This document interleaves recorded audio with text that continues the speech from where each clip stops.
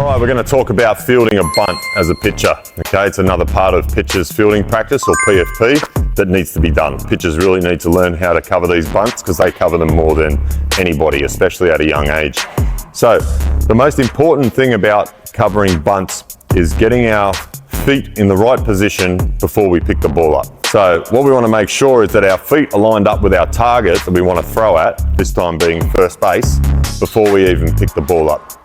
The second important thing to think about when we're fielding bunts is that if the ball is stopped, we pick it up with a bare hand. And that's a good principle for anywhere on a baseball field. When the ball is stopped, we use our bare hand. If the ball is still rolling, we field it with our glove. Okay? So that should be a general principle for fielding a ground ball in any position on the field. The third thing we want to think about when we're picking up a ball with our bare hand is when we do pick the ball up, we want to push the ball into the ground. Set my feet, push the ball into the ground, preferably picking up as close to a four seam as I can when I do that. The reason we do that is because we get a good grip when we're picking the ball up, and also if we don't teach the kids how to do it, they'll just do it however they want, which is usually like this.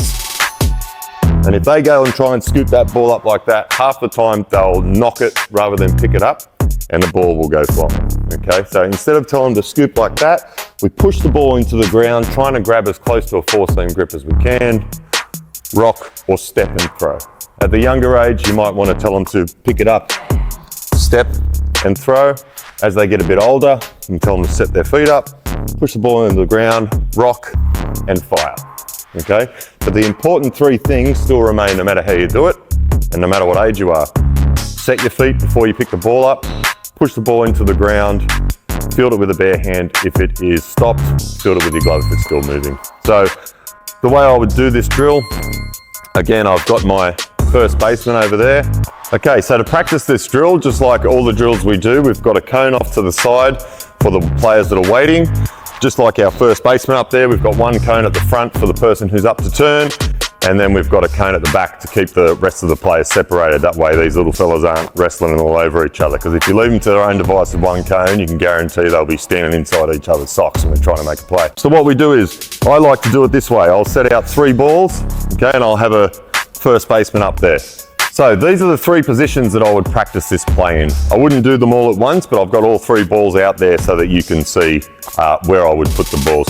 This is also a bit more of a compacted version so that we could capture it on the camera. We've got a bit more space in this cage if I didn't have to show it on film, so I'd put the ball a bit further down, make it a bit more realistic. But generally speaking, these are the 3 areas the ball is going to be bunted in, either up the first base line, straight back to you, or up the third base line. So we would do one at a time. Okay, I just place the ball. Okay, I put it in the position I want them to do, and I'll say, coach will say go. All right, player needs to get to the ball, set their feet in a nice angle towards the first baseman before they pick it up, push the ball into the ground, rock and fire.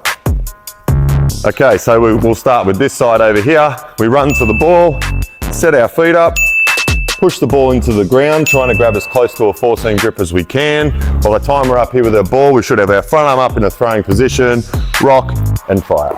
Boom, straight to our first baseman. Then, pitcher, ball goes in the bucket, pitcher goes to the end of the first baseline, first baseman goes to the pitcher's line, and we keep rotating through. Again, you do it this way, you're going to get through heaps and heaps of plays in a short amount of time, which is what it's all about when we're dealing with younger kids.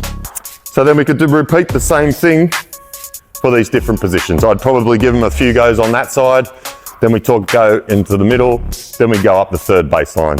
The principles are exactly the same. You run to the ball, set your feet up, push the ball into the ground, rock, fire. Okay, same thing. It's a bit harder if you're a lefty, okay? Lefties still need to do the same stuff, all right? But it's just, that's why it's much more fun to bunt on left-handed pitchers than it is on righties. It takes them a little bit longer to get around the ball. They've still got to get around the ball, set their feet, rock and fire. And that's it.